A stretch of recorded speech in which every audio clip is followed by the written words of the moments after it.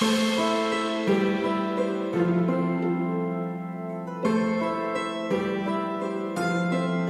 সোনার বাংলা হলো বাংলাদেশের জাতীয় সঙ্গীত।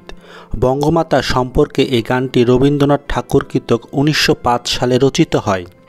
বাউল গায়কগণ হরকলার গান আমি কোথায় পাবো তারে এ থেকে এ গানের সুর ও সঙ্গীত তৈরি করা হয়েছে।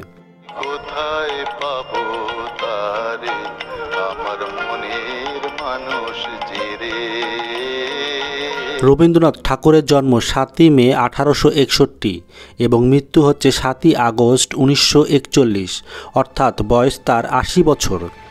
জনমানবের প্রশ্ন, তাহলে এ গান কিভাবে জাতীয় সঙ্গীত হয়? চলেন ইতিহাস থেকে ঘুরে আসি। 1905 খ্রিস্টাব্দে বঙ্গভঙ্গ আন্দোলনের পরিপ্রেক্ষিতে এ গানটি রচিত হয়েছিল।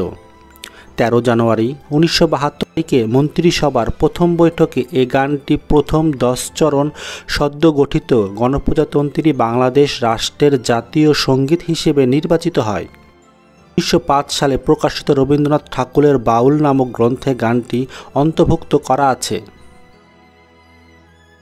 সোনা শব্দটি অর্থ স্বর্ণ এবং সোনার শব্দটি অক্ষরিত অর্থ স্বর্ণের অন্তর্গত বা স্বর্ণ দিয়ে তৈরি এবং আর দখল করে। এটি প্রিয় অর্থপ্রিয় পরিভাষা হিসেবে ব্যবহৃত, কিন্তু গানের মধ্যে সোনার বাংলা শব্দটি বাঙালির মূল্যবোধকে প্রকাশ করতে পারে বা ফসল তোলার আগে ধান ক্ষেতের রঙের তুলনাকে বোঝানো হয়েছে। আমার সোনার বাংলা গানটি রচিত হয়েছিল শিয়ালদহের ডাকপিয়ন গণহরকরা রচিত আমি কোথায় পাবো তারে আমার মনের মানুষ জেরে গানটির সুরের অনুষঙ্গে। সরলা দেবী চৌধুরী রানী ইতিপূর্বে 1307 বঙ্গাব্দে বৈশাখ মাসে তার শতগান সংলগ্নে গণহরকরা রচিত গানটির স্বরলিপি প্রকাশ করেছিল। উল্লেখ্য, রবীন্দ্রনাথের বঙ্গভঙ্গ সমসাময়িক অনেক স্বদেশী গানের সুরই এই স্মারকলিপি থেকে পাওয়া গিয়েছে। যদিও পূর্ববঙ্গের বাউলদের ভিউমিউ ও ভাটিয়ালি সুরের সঙ্গে রবীন্দ্রনাথের পরিচিত ইতিপূর্বেই হয়েছিল বলে জানা যায়। 1989 থেকে 1901 সালের সময়কালে পূর্ববঙ্গের বিভিন্ন অঞ্চলে জমিদারি কাজে বা ভ্রমণ ও বসবাসের সময় বাংলার লোকজ সুরের সঙ্গে তার আত্মীয়তা ঘটে। অভিপ্রকাশ রবীন্দ্রনাথের স্বদেশী আন্দোলনের সমসাময়িক গানগুলি। রবীন্দ্র চর্চা এক প্রকার নিষিদ্ধ ছিল। 1952 সালের ভাষা আন্দোলনের শহীদের স্মরণে ঢাকা কলেজের ছাত্র সংসদ 1953 সালে 21শে ফেব্রুয়ারি আয়োজিত এক অনুষ্ঠানে আব্দুল লতিফের সুর দেওয়া আমার ভাইয়ের রক্তে রাঙানো ছাড়াও আমার সোনার বাংলা আমি তোমায় ভালোবাসি গানটি পরিবেশন করে। এরকম গান গাওয়ার জন্য কলেজ কর্তৃপক্ষ উদ্যোক্ত ছাত্রদের বিরুদ্ধে শাস্তিমূলক ব্যবস্থা নিয়েছিল। এরপর 1953 সাল থেকে 1954 সালের ডাক পরিবেশক অনুষ্ঠানে আমার সোনার বাংলা গানটি গাওয়া হয়। 1956 সালে ঢাকায় আনুষ্ঠানিক পাকিস্তান গণপরিষদের অধিবেশনে পশ্চিম পাকিস্তানকে কিছু সংসদ সদস্যদের সামনে কার্জন হলে অনুষ্ঠান আয়োজন করা হয়েছিল, যার উদ্যোক্তা ছিলেন গণপরিষদ সদস্য শেখ মুজিবুর রহমান। সেই অনুষ্ঠানে বাঙালি সংস্কৃতিকে তুলে ধরার নিমিত্তে রবীন্দ্রনাথ, D.L. রায়, নজরুল লোকগান পরিবেশন করা হয়। শেখ মুজিব রবীন্দ্রসঙ্গীত সানজিদা খাতুনকে আমার সোনার বাংলা গাইবার জন্য অনুরোধ করেন।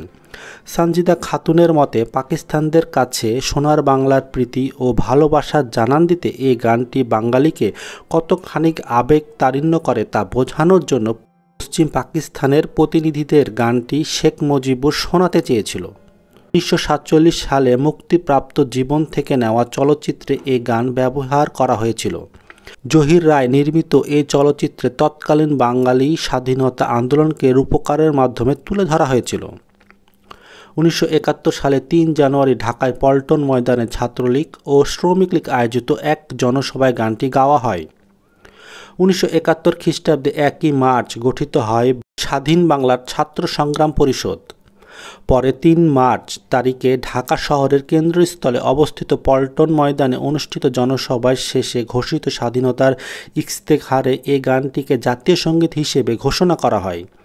ঢাকা রেসকোর্স ময়দানে শেখ মুজিবুর রহমান 7 মার্চ ভাষণের আগে গানটি গাওয়া হয়েছিল। 23 মার্চ স্বাধীন বাংলার কেন্দ্রীয় ছাত্র সংসদ পরিষদের আনুষ্ঠানিক স্বাধীনতার প্যারেডে গানটি গাওয়া হয়। মুজিবনগরে বাংলাদেশের প্রবাসী সরকার এই গানকে বাংলাদেশের জাতীয় সঙ্গীত হিসেবে স্বীকৃতি দেয় এবং মুক্তিযুদ্ধ চলাকালে গানটি স্বাধীন মুক্তিযুদ্ধের সময় গানটি বর্তমানে প্রচলিত যন্ত্রসুর করেন স্বাধীন বাংলার বেতার কেন্দ্রের সুরকার অর্জিত রায়। 1971 সালে 17 এপ্রিল মুজিবনগরে স্বাধীন বাংলাদেশের সরকারের শপথ অনুষ্ঠানে এই গান প্রথম জাতীয় সঙ্গীত হিসেবে পাওয়া যায়। আমার সোনার বাংলা, আমি তোমায় ভালোবাসি। এই গানটির ইতিহাস এ পর্যন্তই ছিল।